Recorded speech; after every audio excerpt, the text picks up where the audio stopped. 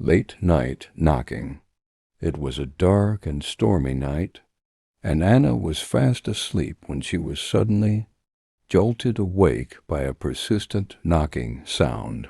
She rubbed her eyes, wondering if it was just her imagination, but the sound continued. It sounded like someone was knocking on her bedroom window. Anna cautiously got up and peered outside, but the street was deserted. The rain was lashing down heavily, and the wind was howling like a wild animal. She tried to shake off her unease, reasoning that it could be a branch or some other object hitting the window. But as she turned around to walk back to her bed, she realized the knocking sound wasn't coming from outside. It was coming from her mirror.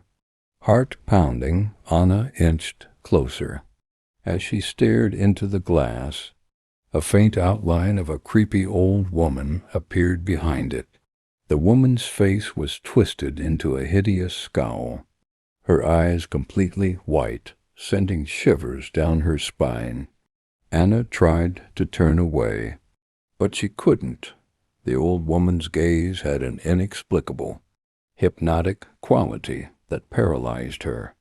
The knocking grew louder, more persistent, filling the room with an eerie rhythm that made her skin crawl.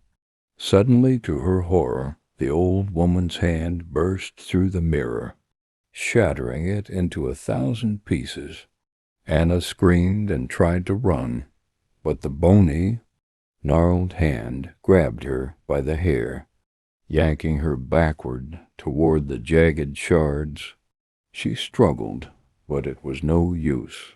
The hand pulled her in, trapping her halfway between the two worlds.